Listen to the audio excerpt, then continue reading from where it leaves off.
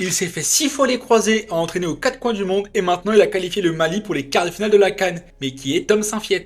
Né le 29 mars 1973 à Mol, en Belgique, il a d'abord été défenseur dans des clubs locaux. Sauf que sa carrière va s'arrêter à 24 ans, puisque pour la 6ème fois, il va se rompre les ligaments croisés. Il va alors très tôt basculer sur le banc, devenir l'un des plus jeunes techniciens du pays, et va déjà faire des trucs de fou. Notamment en 2002, il va aller entraîner le B71 Sandur aux îles Féroé. Il sera coach de l'équipe A, des jeunes et même des féminines. Ce mec est fou. Et son histoire africaine va démarrer en 2008 avec la Namibie. Malgré peu de matchs, ses résultats vont marquer. Le pays va vraiment monter au classement FIFA. En 2010, situation complètement folle, il va être nommé sélectionneur du Zimbabwe. Sauf que l'État va lui refuser le permis de travail. Il va donc quitter le pays après un seul match. Et cette affaire-là, entre lui et la fédération, va aller jusqu'en justice. Ensuite, il continue sa tournée. Il va aller en Éthiopie, au Malawi, au Togo. Entre-temps, il va quitter l'Afrique. Il va aller au Bangladesh, à Malte, à Trinité et Tobago. En tout cas, un des plus grands moments de sa carrière, c'est avec la Gambie en 2018. Déjà, il va y rester 6 ans, c'est absolument énorme au vu de sa carrière. Il récupère une équipe en immense difficulté et il annonce vouloir la qualifier à la Coupe d'Afrique des Nations.